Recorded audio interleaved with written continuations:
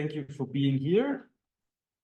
Today it's just one of another Lisbon AI seminars. Thanks for the people who are here in the room, and thanks for the people who are here online. Today we have Mattia Petrolo. I guess he is presenting something which you're writing with somebody else, right? Yeah, exactly. And he's talking to us about 2 dogmas of trustworthy AI. So thanks. And you have the floor. Thank you very much, and thank you for the organization of the seminar. Thank you for the invitation, Klaus and Paolo. Thank you so much. I'm very glad to be here today to share with you this work. This is something I've been working on for some time now. So it is possible that some of you already heard parts of this work. But now the work is, I would say, finalized. So we have a clear line where we know where we start from. We know where we are going. So we have a specific line. I hope that you'll be able to follow the line. Of course, if you have questions, please do not hesitate to ask, to stop me. We can discuss. It's a seminar, right? The format of the seminar is a discussion. So as Klaus said, this is a joint work that I've been doing with Daniele Chiffi, Viola Schiaffonati, and Giacomo Zanotti from Politecnico of Milan. And so we're going to talk about trustworthy artificial intelligence. When we started this work, our main problem was to understand if this notion of trustworthiness can be even applied in artificial intelligence, right? So the kind of problem we are dealing with here is very, very basic, but at the same time very important. So we hear a lot today about trustworthiness in artificial intelligence, trustworthy AI systems, and so on and so forth. But this notion has been under attack by philosophers, of course, who try to argue for the fact that the notion of trustworthiness is basically incompatible with the kind of artifacts that are AI systems, right? So this was the scenario when we started this work. And basically what we try to do here is try to defend the applicability of the notion of trustworthiness to AI systems, right? So well, I would say not an easy task. I will explain why. What we found out when we were working on this is that even to formulate the attack, right, the objection against the applicability of trustworthiness to AI systems, one needs 2 different assumptions. And these are the 2 dogmas I am going to talk about. Then these assumptions are always left implicit in the literature, but the important thing is that they are never justified. In this sense, we are talking about dogmas. I will be, of course, more specific in a moment. Okay, so here is the plan. Here is the plan of the talk. In the first part, I will explain a bit, clarify a bit the notions we are dealing with. So we're talking about trustworthiness, but we cannot talk about trustworthiness according to several different philosophical accounts of trustworthiness without talking about reliability. So I'm going to clarify a bit the relationship between reliability and trustworthiness. Then I will spell out the objection, which we call conceptual nonsense objection, that has been formulated implicitly or explicitly in several papers about in the philosophy of AI. Then in the third part, I will ask a different question, which is, okay, even suppose that we are able to overcome the objection against the applicability of trustworthiness to a system, but why are we really interested and specifically interested in the notion of trustworthiness in AI? Right, so I try to answer to this question and present the 2 dogmas in the what we call the 2 dogmas in the 4th section, and conclude in the last part. Okay, let's start with a very general picture. Let's try to see what we are talking about. The notion of trustworthy AI is a challenging notion. What is supposed to do in the setting of AI systems? Trustworthy AI is supposed to express the belief that AI should be designed, implemented, and used in ways that align with human values, principles, ensuring the benefits of AI are harnessed while we are minimizing the potential risks. Okay, so this is the very general idealized picture that we are told when someone is trying to sell us the fact that AI systems should be trustworthy, right? So this is the positive view and say, okay, well, this is what is trustworthy AI, which I will elaborate in TAI, is supposed to do. It's supposed to be. Now, as I already anticipated, several authors contend that this notion, that the notion of trust and trustworthiness, for the time being, let's not do a distinction, even if there is, of course, between the two notions, but the notion of trust cannot be used to capture the interactions between human and artificial agents. So here is a very interesting quote by Thomas Metzinger, who was one of the writers of the guidelines for trustworthy AI, the European document that has been published recently, and which in turn is the basis for the AI Act that has been recently approved by the European Parliament, right? And Metzinger says, the underlying idea of a trustworthy AI is first and foremost conceptual nonsense. Machines are not trustworthy, only humans can be trustworthy or untrustworthy. Right? So this is his point of view now, right? So he's putting forward this view. In this quote, of course, he's not making explicit why he's saying so. So our first goal will be to try to make explicit the argument which allows him to conclude that trustworthy AI cannot be Eu desse havia recebi aqui uma coisa e não percebo porque é que isto não é no meu departamento. We have another, again, a problem with the microphone. Technology is not trustworthy. In this case, Olha aí, vou buscar. we have to find O que aconteceu? One less. Yes. here.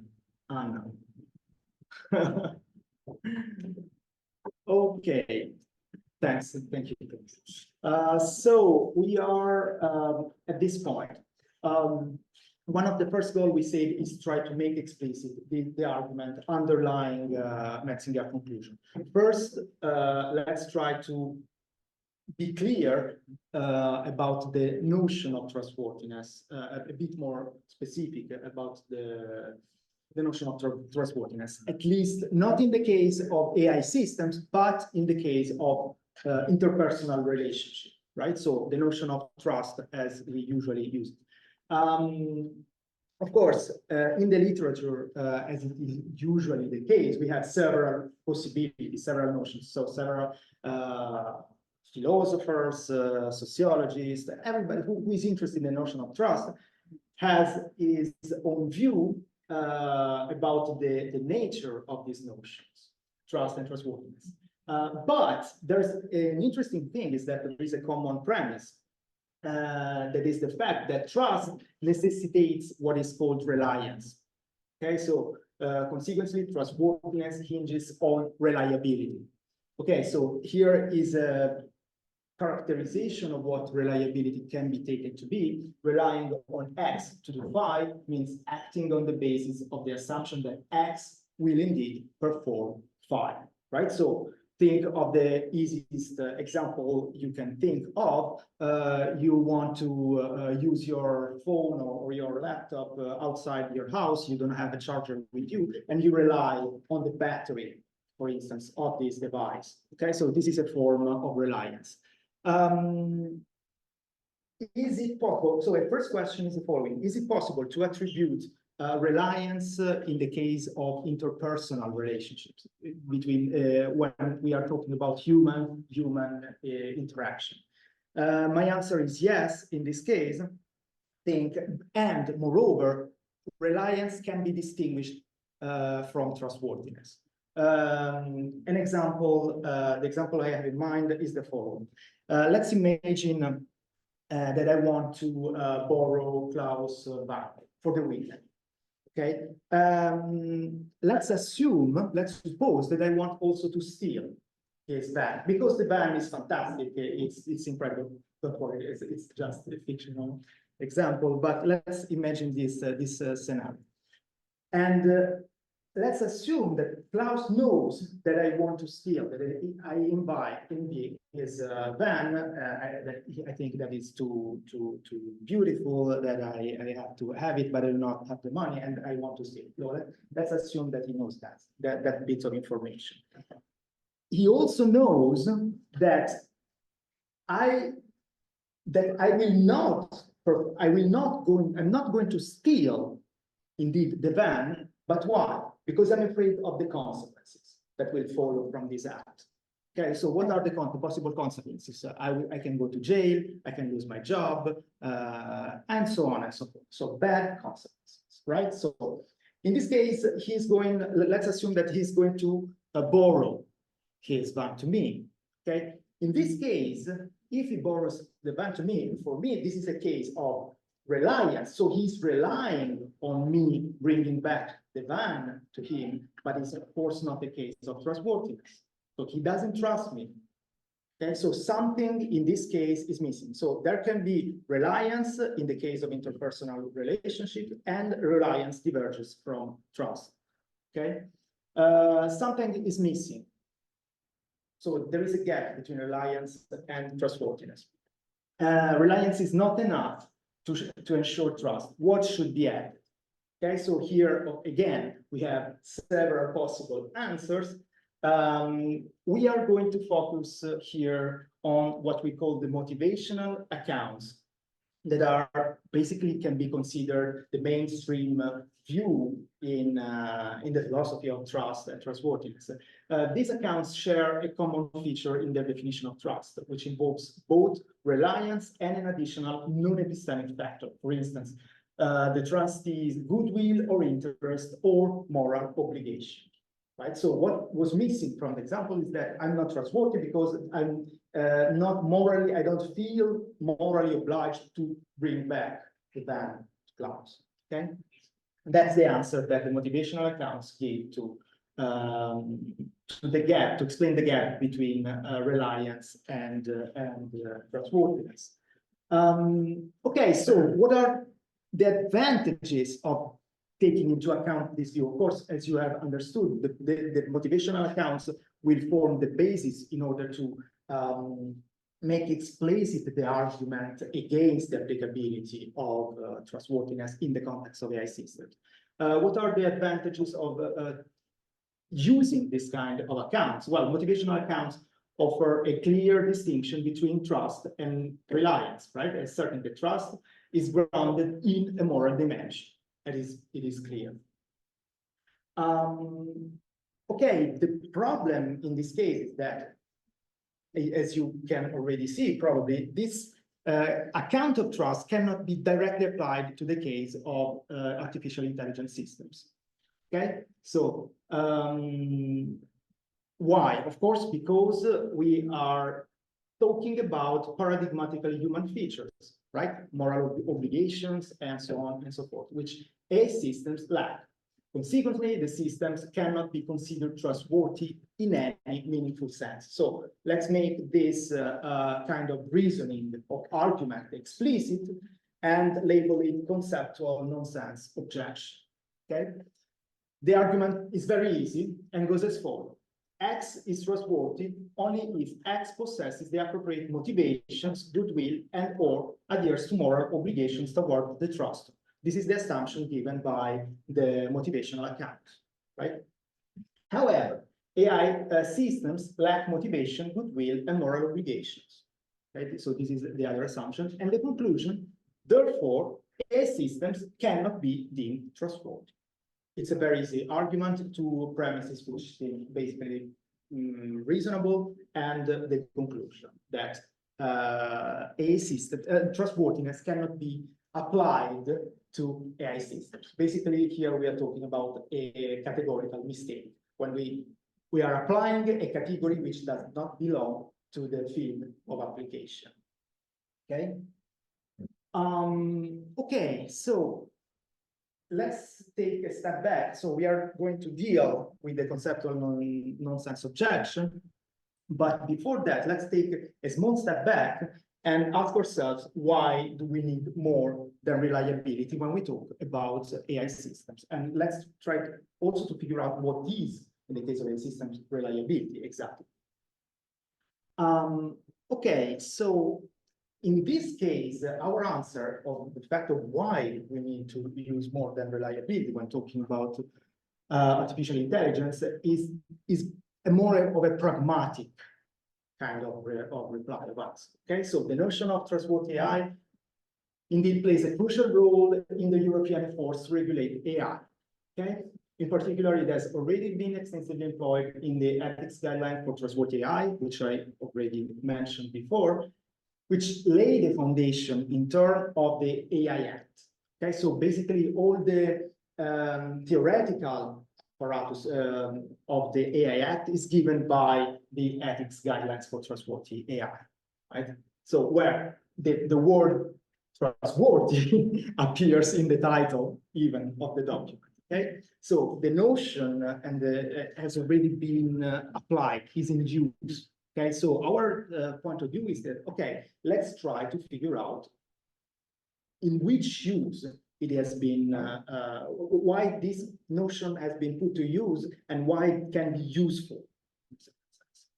Okay, so what is the risk of not talking of trustworthiness? Of course, is that without understanding this notion, there is a risk that the guidelines may lack substantial meaning, and by consequence, the AI Act that has been already approved, by the way. So this is, we're talking about a normative document, right? So that is supposed to provide normative guidelines. So in light of this, as I was saying, we advocate a more pragmatic approach. Instead of starting from a general and philosophical, let's say, account of the notion of trust and trying to adapt it, to impose it on AI systems, we start by examining how the concept is used in the guidelines, in particular, in policy-making context, and the advantages that it can give us. Okay.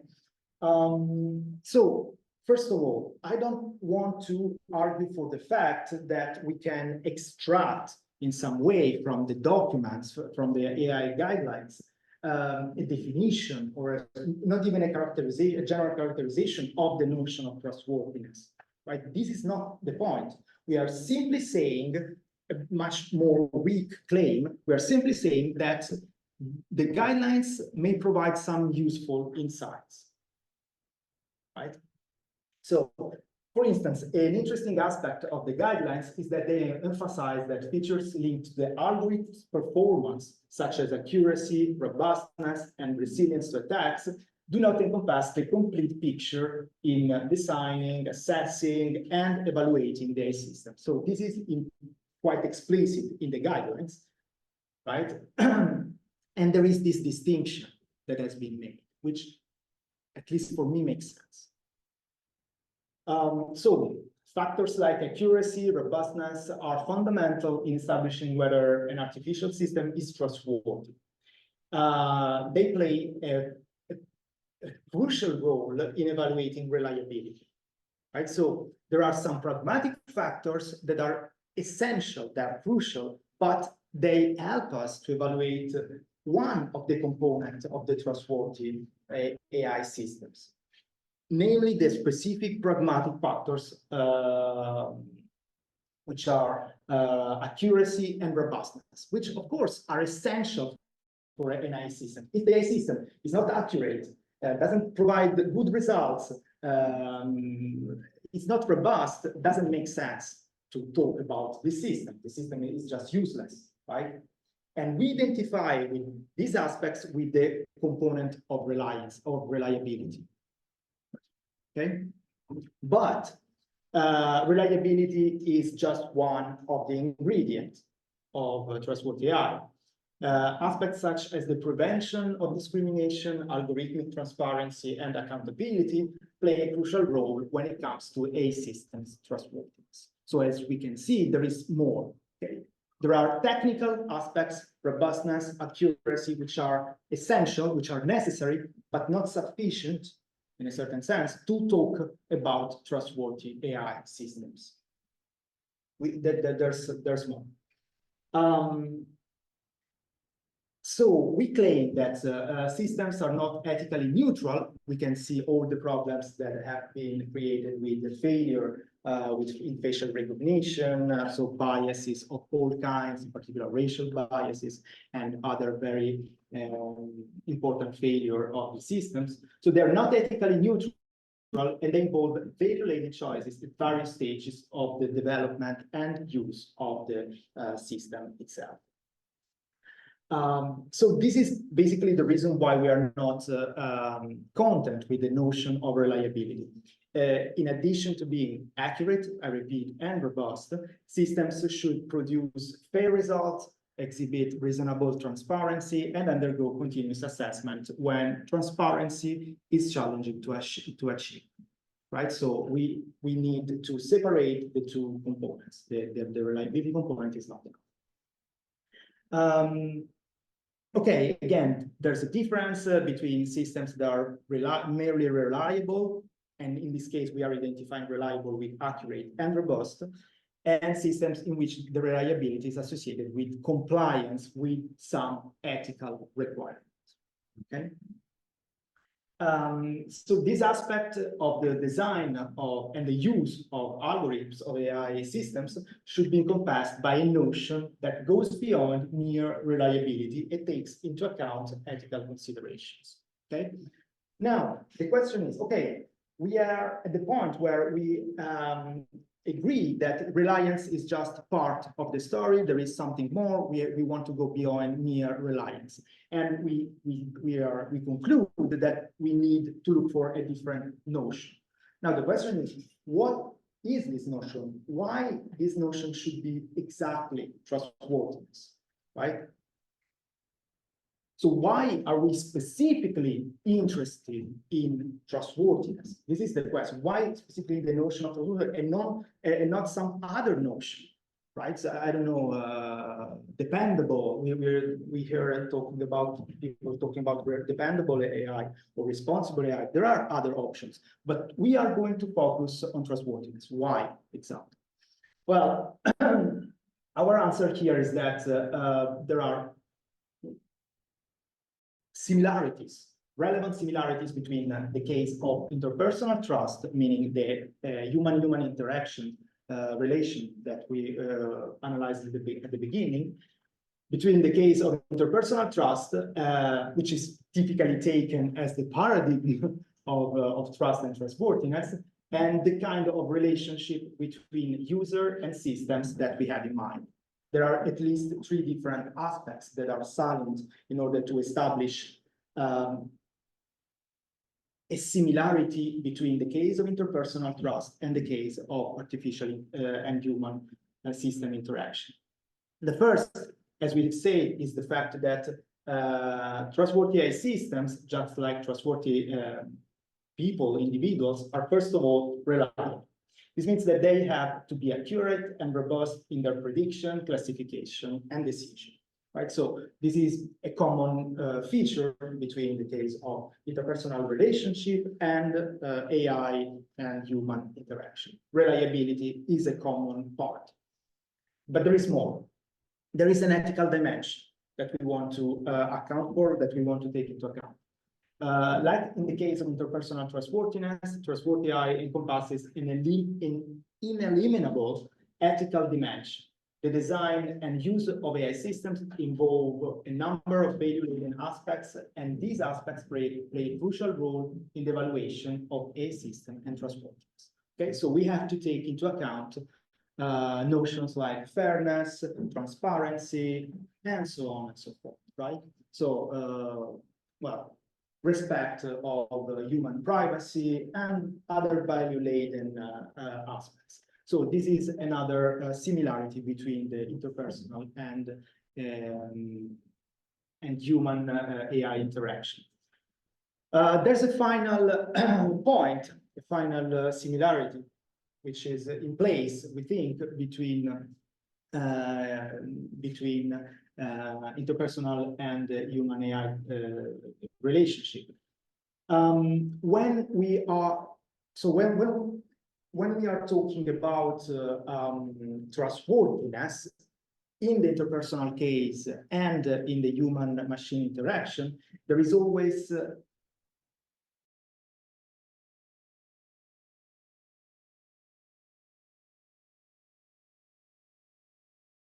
of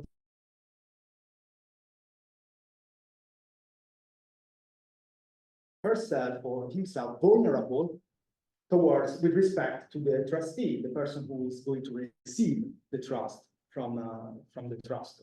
Okay, in this kind of situation of risk, similarly to what happens in the case of interpersonal relations, a system's trustworthiness provides us with some kind of guarantee.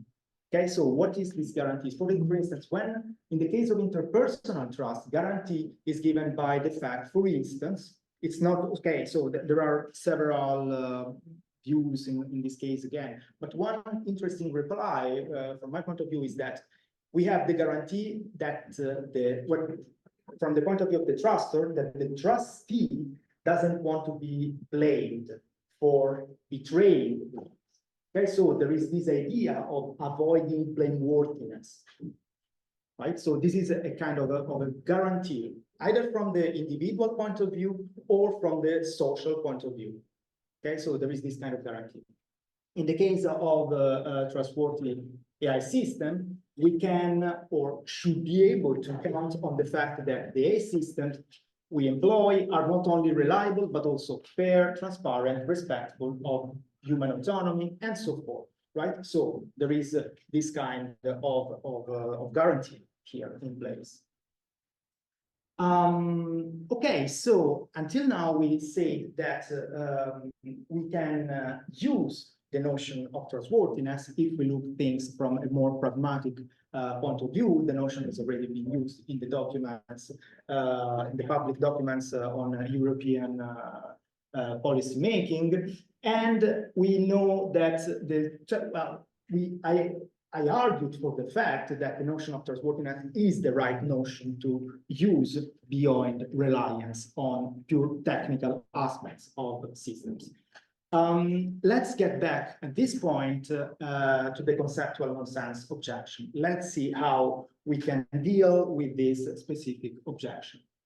In the literature on the applicability of the notion of trust and trustworthiness to the case, in the case of AI systems, there are, we notice, two assumptions that are methodological assumptions that are always left implicit and never made explicit. They are never justified, and thus we consider them as possible culprit of the fact that of the conclusion of the conceptual nonsense objection, that is to say, the impossibility to apply trustworthiness to AI systems. What are these two? In this sense, we call them dogmas, but basically they are methodological assumptions which are not justified.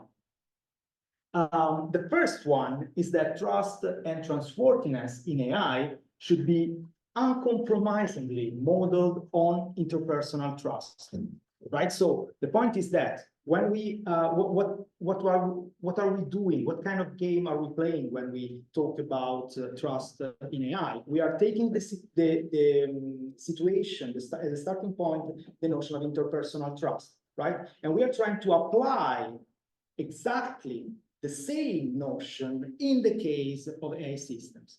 Okay, so the notion of, in the case of a system, is modeled on the basis of the interpersonal trust. And this, says the first dogma, should be done uncompromisingly, right? So in a completely identical way.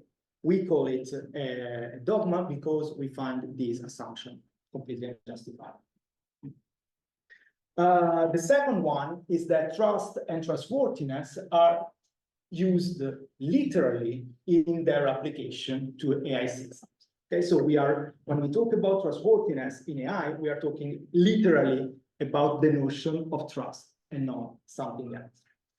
Okay, so now the point is that by abandoning either of these assumptions, we can get rid of the conceptual nonsense objection. We are going to do it quickly. We're going to do it for the first assumption and then for the second one. Let's focus on the first one. So our point is that we want to go beyond reliability and accuracy, at the same time avoid the conceptual nonsense objection. As I say, this kind of objection is implicit often in the literature on trustworthy AI, but sometimes some author is quite explicit on saying that they want to model exactly the same notion in the case of interpersonal trust and in the case of human-machine interaction. For instance, MacLeod says non-interpersonal form of trust are coherent only if they share important features, that is to say, can be modeled on interpersonal trust.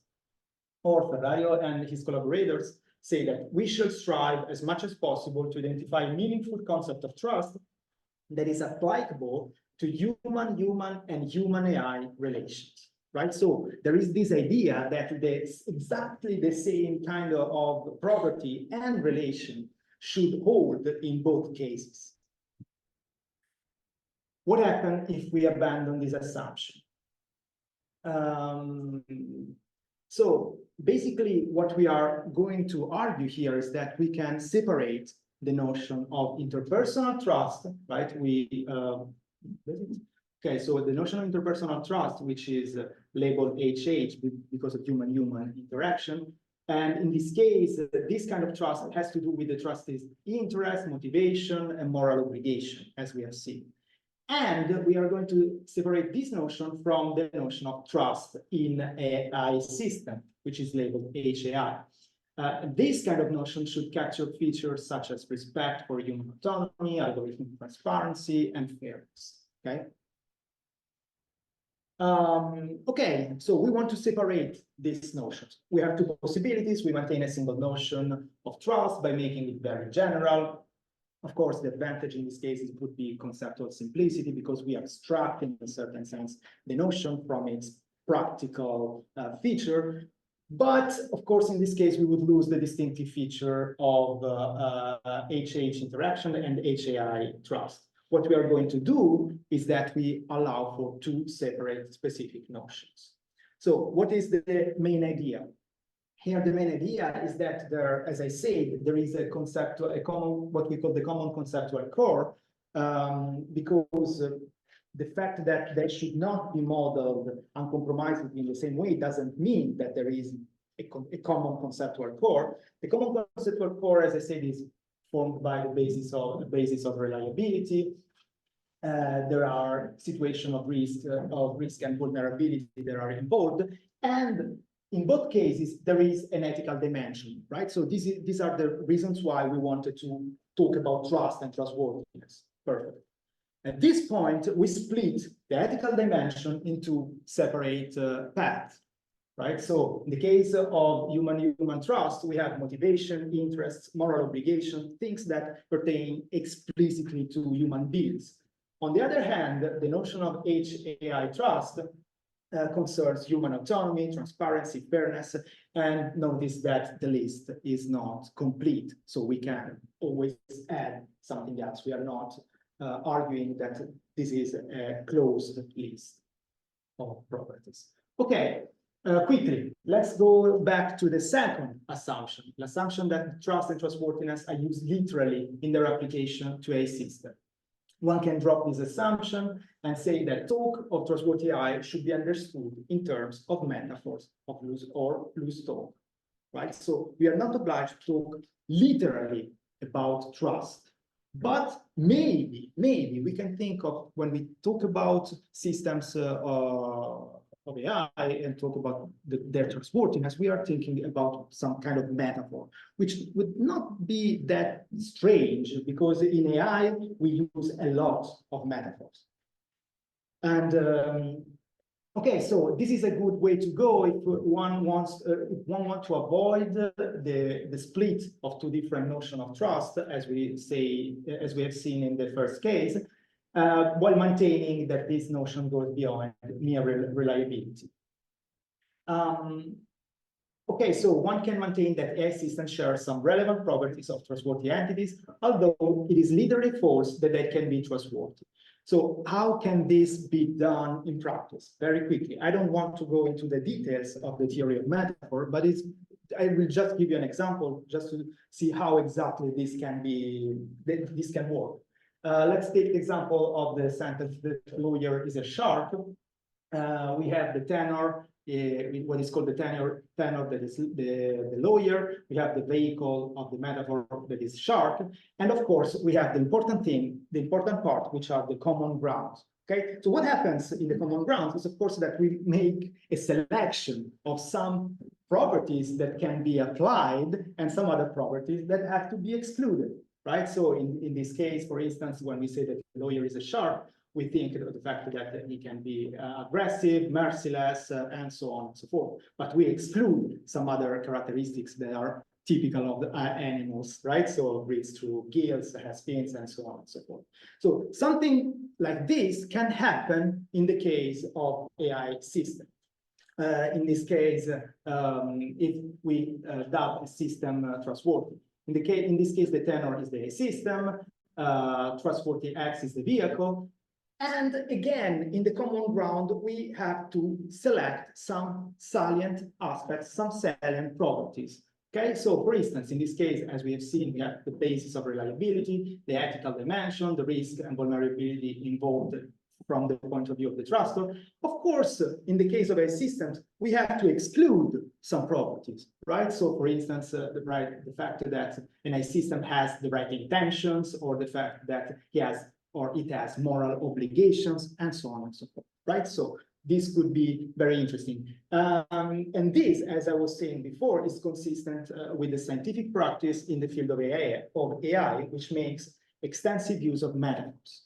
Right, so metaphors like we are training the model, like machine learning, when we talk even about the infamous black boxes, and so on and so forth. Both solutions have pros and cons. One possible objection can be applied to both of them is the fact that both strategies might lead non-experts to anthropomorphize the AI systems, right? So this is, of course, a possibility. One should be very careful with this.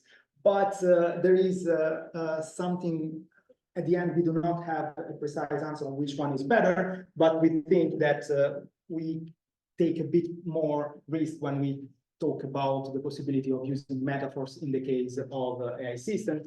Because going on literal involves risk due to the flexibility of metaphors in accommodating different intended meanings. And so metaphors are so flexible that sometimes can be opaque, right? And when we are talking about documents that are that have a normative value, like the AI Act and the AI guidelines, this could be rather a disadvantage. Okay.